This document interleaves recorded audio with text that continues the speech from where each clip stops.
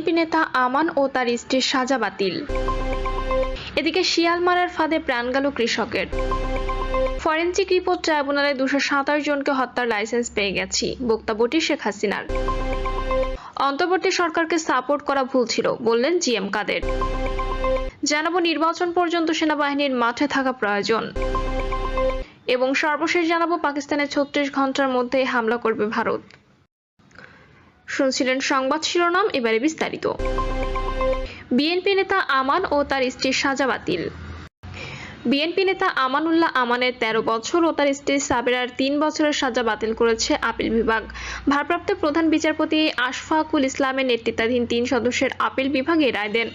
অবৈধ সম্পদ অর্জন ও সম্পদের বিবরণীতে তথ্য গোপনের অভিযোগে করা মামলায় 2007 সালে আমানুল্লাহ আমানকে 13 বছরের কারাদণ্ড দিয়েছিলেন ঢাকার বিশেষ জজ আদালত।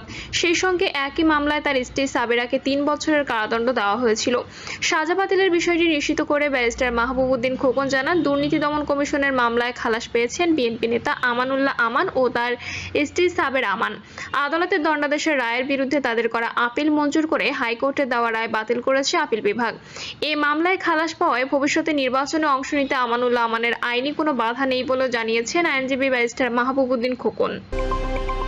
শিয়ালমারার ফাঁদে প্রাণ গেল কৃষকের।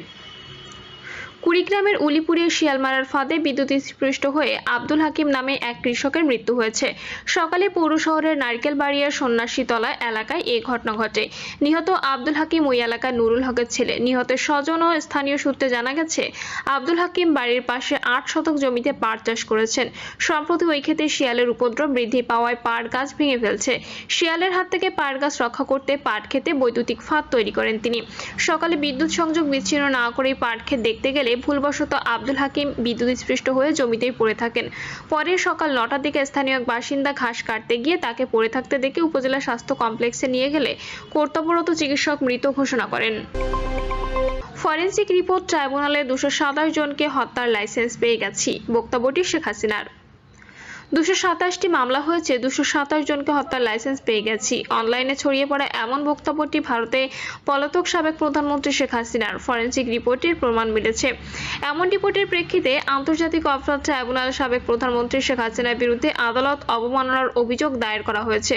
প্রসিকিউশন টিম থেকে দায়ের করা এমন অভিযোগের উপর একই দিনে শুনানি অনুষ্ঠিত হওয়ার কথা রয়েছে। প্রসিকিউশন জানিয়েছে, অনলাইনে ছড়িয়ে পড়া ওই অডিওতে শোনা যায় ভারতে অবস্থানরত সাবেক প্রধানমন্ত্রী শেখ হাসিনা বলেছেন, আমার বিরুদ্ধে 227টি মামলা হয়েছে, তাই 227 জনকে হত্যার লাইসেন্স পেয়ে গেছি। শেখ হাসিনার অডিও বক্তব্যের ফরেনসিক প্রমাণ মিলেছে।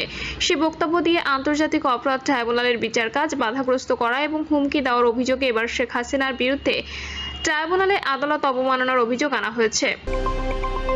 অন্তর্বর্তী সরকারকে সাপোর্ট করা ভুল ছিল, বললেন জিএম কাদের।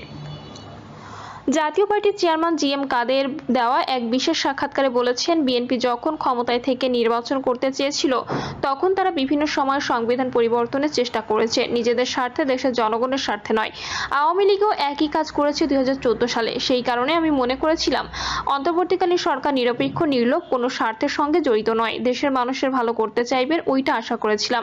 কিন্তু ওইটা আমার একটা ভুল হয়েছে। অন্তর্বর্তীকালীন সরকার ওইভাবে কাজ করছে না। নির্বাচন পর্যন্ত সেনাবাহিনীর মাঠে থাকা প্রয়োজন। দেশের বিভিন্ন স্থানে ছিনতাই, চাঁদাবাজি চলছেই, আবার খুন খারাপি তো আছেই। দেশের ব্যবসায়ী সমাজ আইন শৃঙ্খলার অবনতি নিয়ে উদ্বেগ প্রকাশ করেছে। এছাড়া সাধারণত মানুষ অশান্তিতে আছে। এমন অবস্থায় আইন শৃঙ্খলা রক্ষায় সেনাবাহিনীর মাঠে না থাকলে অবস্থা আরও মারাত্মক আকার ধারণ করত। সেনাবাহিনী দেশের আইন শৃঙ্খলা রক্ষায় বাংলাদেশ অন্যান্য সব আইন শৃঙ্খলা বাহিনীর সঙ্গে সমন্বিত উদ্যোগে বিভিন্ন ধরনের অপরাধ দমনে সম্পৃক্ত আছে। দেশের সর্বত্র সেনাবাহিনী আইন শৃঙ্খলা রক্ষায় কাজ করে যাচ্ছে। এরই মধ্যে কয়েক হাজার অপরাধীকে গ্রেপ্তার করেছে। রাজধানী সহ দেশের সড়ক মহাসড়কগুলোতে অবরোধ থাকলে অর্থনীতির সব সেক্টরে নেতিবাচক প্রভাব পড়ে উল্লেখ করে সংবাদ সম্মেলনে বলা হয়, সেক্ষেত্রে সেনাবাহিনী চেষ্টা করে যত কম সময়ের মধ্যে অন্যান্য আইন শৃঙ্খলা বাহিনীকে সঙ্গে নিয়ে নিয়ে অবরোধটাকে মুক্ত করার জন্য।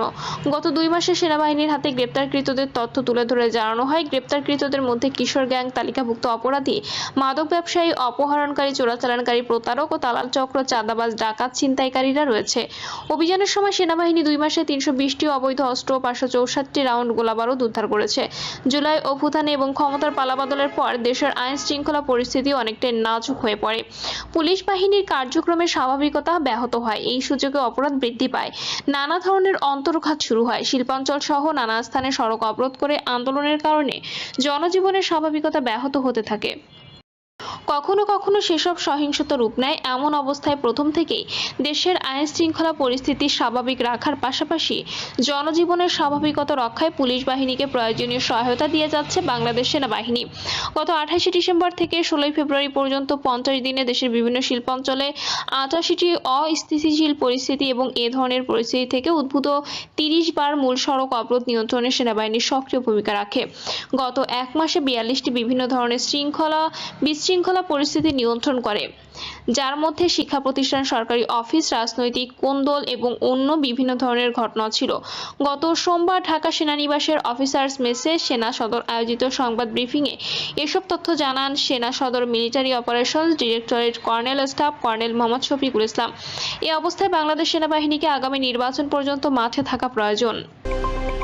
পাকিস্তানে 36 ঘন্টার মধ্যেই হামলা করবে ভারত। ভারত আগামী 24 থেকে 36 ঘন্টার মধ্যে পাকিস্তানে হামলা করতে পারে। ভারত নিয়ন্ত্রিত কাশ্মীরের পহেলগাঁওয়ে হত্যাকাণ্ডের ঘটনায় পাকিস্তানকে জড়িয়ে অনবরত দেওয়া বক্তব্যের পর এই পদক্ষেপ নিতে যাচ্ছে মোদীর সরকার। পাকিস্তান বরাবরই অভিযোগ অস্বীকার করে আসছে। পাকিস্তানের তথ্যমন্ত্রী আতাউল্লাহ তারা রাতে বলেছেন এসব কথা। পাকিস্তানকে জড়িয়ে ভারতের অভিযোগ ভিত্তিহীন ও বানোয়াট বলেও দাবি করেছেন পাকিস্তানের তথ্যমন্ত্রী তারার। তিনি বলেছেন, ভিত্তিহীন অজুহাত দেখিয়ে ভারত পাকিস্তানের বিরুদ্ধে সামরিক পদক্ষেপ নেওয়ার পরিকল্পনা করছে। এমন বিশ্বাসযোগ্য গোয়েন্দা তথ্য পাকিস্তানের হাতে আছে। রাতে গভর্নমেন্ট অফ পাকিস্তানের এক্স হ্যান্ডেলে পাকিস্তানের তথ্যমন্ত্রী বরাতে এসব কথা বলা হয়েছে। আতাউল্লাহ তারার বলেন, পাকিস্তান এই অঞ্চলে ভারতের স্বঘোষিত বিচারক ও সাজা কার্যক্রমের ভূমিকা তীব্রভাবে প্রত্যাখ্যান করেছে। দেশটির এ আচরণ বেপরোয়া। পাকিস্তান নিজের সন্ত্রাসবাদের শিকার এবং এই অভিশাপের যন্ত্রণা সত্যিই বোঝে। আমরা সবসময় বিশ্বের যে কোনো স্থানে সব ধরনের সন্ত্রাসবাদ এবং এর বহিঃপ্রকাশের নিন্দা জানিয়ে আসছি। আতাউল্লাহ তারার মতে, দায়িত্বশীল রাষ্ট্র হিসেবে পাকিস্তান সত্যকে সামনে আনার জন্য বিশেষজ্ঞদের একটি নিরপেক্ষ কমিশনের মাধ্যমে বিশ্বাসযোগ্য, স্বচ্ছ ও স্বাধীন তদন্তের আন্তরিক প্রস্তাব দিয়েছে। কিন্তু দুর্ভাগ্যবশত যুক্তির পথ অনুসরণ না করে ভারত স্পষ্টতই অযৌক্তিকতা এবং সংঘাতের বিপজ্জনক পথে হাঁটার সিদ্ধান্ত নিয়েছে, যার পরিণতি পুরো অঞ্চল এবং এর বাইরেও বিপর্যয়কর হবে। পাকিস্তানের তথ্যমন্ত্রী আরও বলেন, বিশ্বাসযোগ্য তদন্ত এড়িয়ে যাওয়ায় ভারতের আসল মতলব প্রকাশের জন্য যথেষ্ট প্রমাণ। রাজনৈতিক উদ্দেশ্য অর্জনের জন্য উদ্দেশ্য প্রণোদিতভাবে জনসাধারণের অনুভূতির কাছে কৌশলগত সিদ্ধান্ত গ্রহণ করা দুর্ভাগ্যজনক এবং দুঃখজনক। আতাউল্লাহ তারার হুঁশিয়ারি দেন, ভারতের এ ধরনের যে কোনো সামরিক অভিযানের জবাব নিশ্চিতভাবে এবং দৃঢ়ভাবে সঙ্গেই দেওয়া হবে। আর আন্তর্জাতিক সম্প্রদায়ের এই বাস্তবতা সম্পর্কে সচেতন থাকতে হবে। উত্তেজনাকর পরিস্থিতি এবং এর ফলে সৃষ্ট পরিণতি দায়ভার সরাসরি ভারতের উপর বর্তাবে। যে কোনো মূল্যে পাকিস্তানের সার্বভৌমত্ব, ভূখণ্ডগত অখণ্ডতা রাখায় দেশটির সংকল্প পুনর্ব্যক্ত করেন তিনি।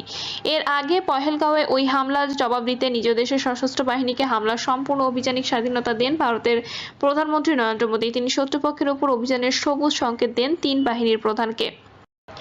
এর আগে মোদী কড়া হুঁশিয়ারি দিয়ে বলেছেন, সন্ত্রাসের শেষ চিহ্ন উপড়ে ফেলতে হবে।